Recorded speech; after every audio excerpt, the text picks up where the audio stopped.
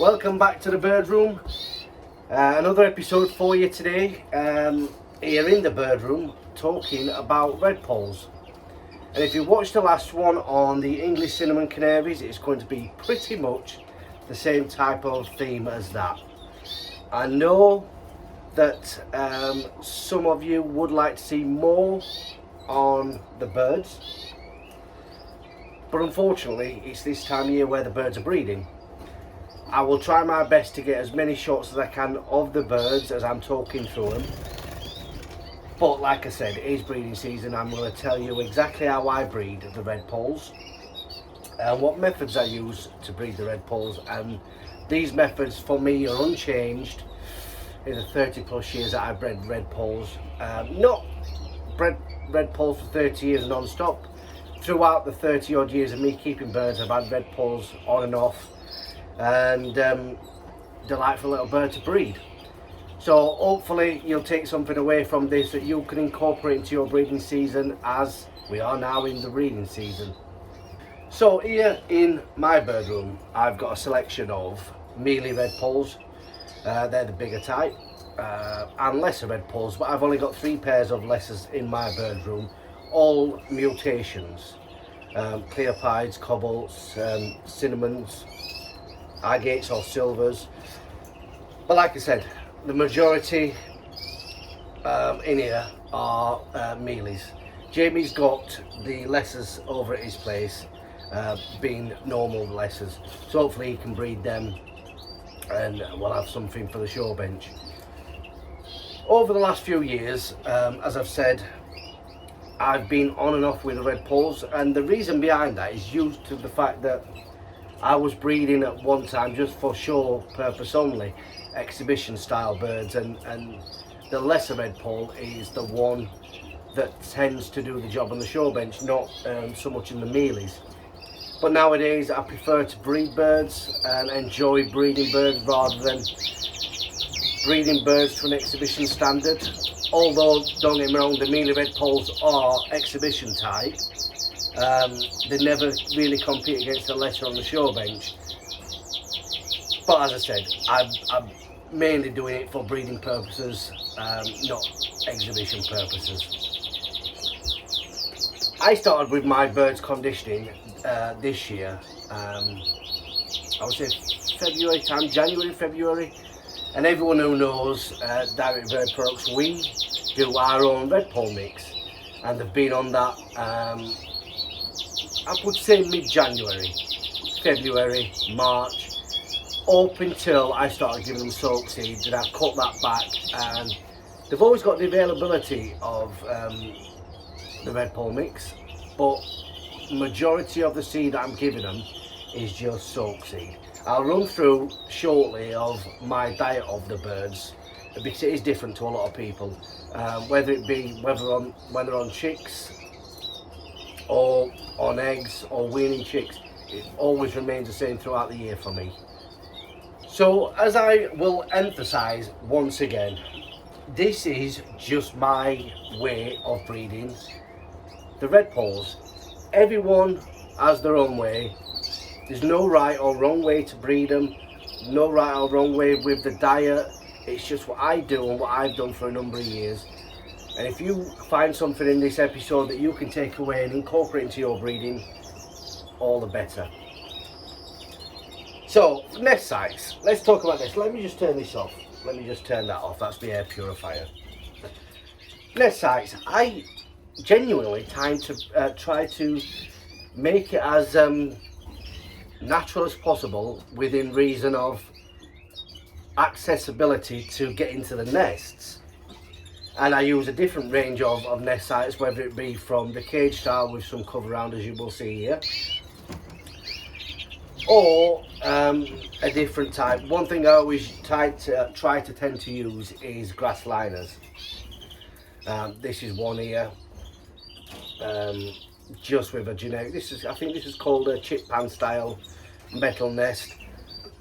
The redpolls this year, I've tried a couple of redpolls with it. They never seem to get on with that, so I've gone back to the cage style that they seem to be doing okay with. Also, someone did ask me about it. You would see it in the young Redpolls. Sorry, I'm just watching the greenie chappie. He's trying. She's calling Tread, and he's dancing about like an idiot. Anyway, so someone did ask me about this, and believe it or not, I've actually had this actual nest, this actual one, not the nest that's inside it, but this nest type for must be 15 years. In fact, when I first done this, I bred some Isabels, and this is how I met Jamie Taylor. It might be longer than 15 years. He had the actual Isabels that nested in here and that I successfully reared, and he had one off it. That's how we met. So basically all it is a normal 9cm nest that goes on the hangers. All I did is drill holes in. This is one that cage number 13 had chicks in, successfully reared away and all that stuff. Drilled holes in it, and these just artificial plants that are just glued in place, and it does offer that little bit of naturalness from in the cage as a cover. It's a brilliant thing. Like I said, I've had this actual one must be over 15 years, and I got it back out because obviously got the mealies back, or got the Redpolls back should I say, and it does the job. So that's for anyone who wanted to know about this nest. It's no secret, it's just something I did, just playing about as you do. In that, by the way, it's just a generic nest felt. The birds nested with it, seems to do the job. But like I said, majority of my nest sites now are cage nests with grass liners, or if you could have got them, like this is one that I tried. This is one I had for siskins a while ago.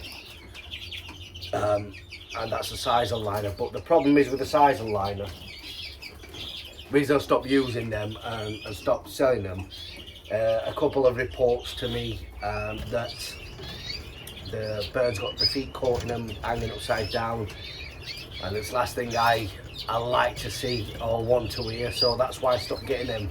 I mean, birds do have accidents, especially Redpolls and siskins. They do, like I said, be a pain in the backside. But that's that. Anyway, so that's the type of nest sites I use, offering a little bit of cover around, or even like I've got with the ones in cage 4, I've got one in the corner with just conifer around, and the birds will pick how they want to be. And if you have your birds, what I would always say, if you're new to Redpolls, offer them a couple of nest sites, a different variety. But the fact that I know the type of birds I'm breeding, I know what nest sites they prefer, and if they're messing about with the nest, putting bits in every 5 minutes and throwing it out, clearly they're not happy with that style.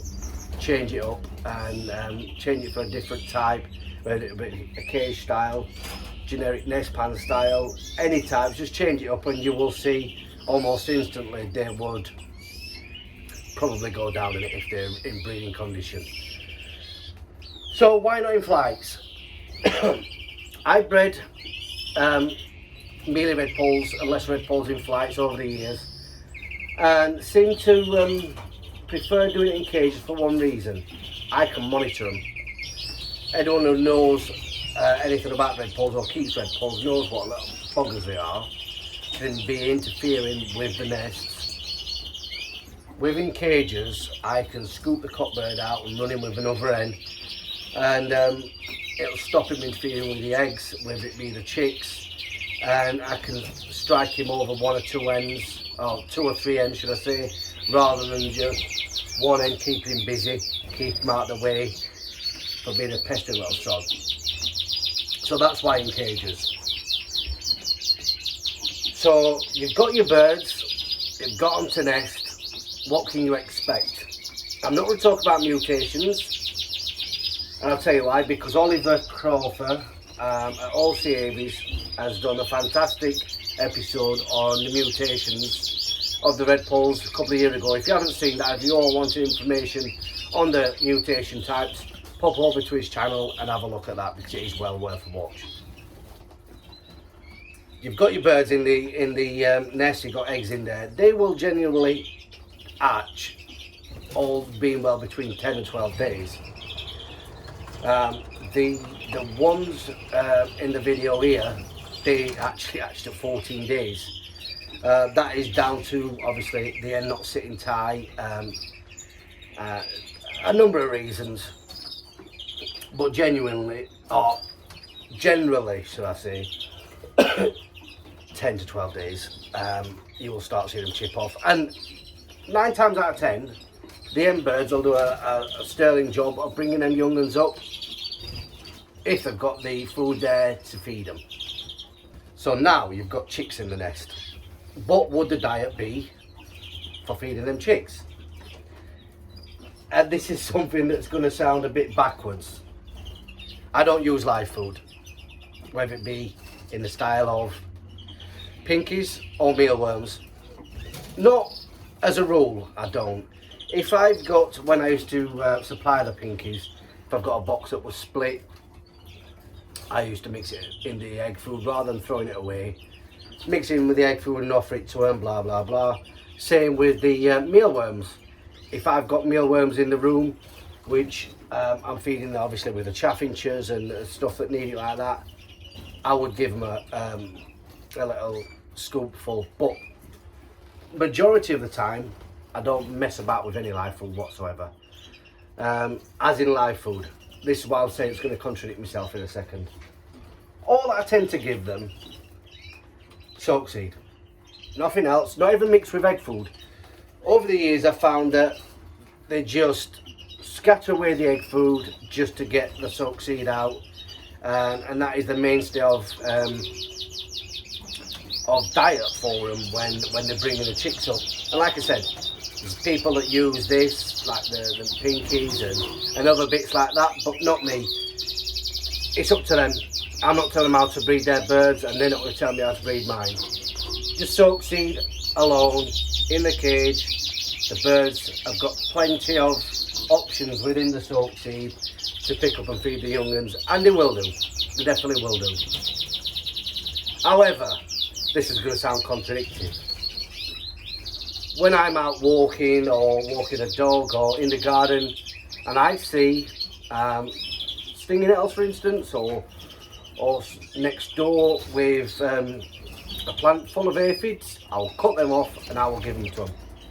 Yeah, live food, I know it's live food, but that is just me being a forager when I'm out collecting dandelions and stuff like that for the birds. If I see anything with aphids or greenflower, I will always chuck that in for them. It keeps them active. It's not the fact of getting the live food, it's actually just keeping them active around the cage rather than just sitting there pecking seed. Hang a bit of branch in there that's full of aphids, they'll be flying onto it just to keep them that little bit active. Not so much so far as the live food itself. And it sounds a bit backwards, I don't use live food, but yeah I do, but I use it for a certain reason, if that makes sense to you. It's funny because I've been watching these Redpolls down here in cage 13, and this is one thing I'm going to go on to shortly, is in the rearing techniques or the rearing duration from the parents, but I'll go on to that in a second. So now the chicks are getting older. I want to talk to you about rings. Now I've had so many disasters over the rings. I know a lot of people ban the rings, but like I said in one of the episodes before, I'm using British Bird Council rings for that particular reason. This year again, absolutely no issue with the birds messing with the rings on the birds, on the chicks' feet. So rings for Redpolls, Lessers are a B, Mealies a C. Now let me tell you this, try to ring them at 4 days if possible. In the morning, between the morning and night time, that difference between them few hours is dramatic. I always ring mine at night time, but I went to ring these lesser Redpolls here yesterday,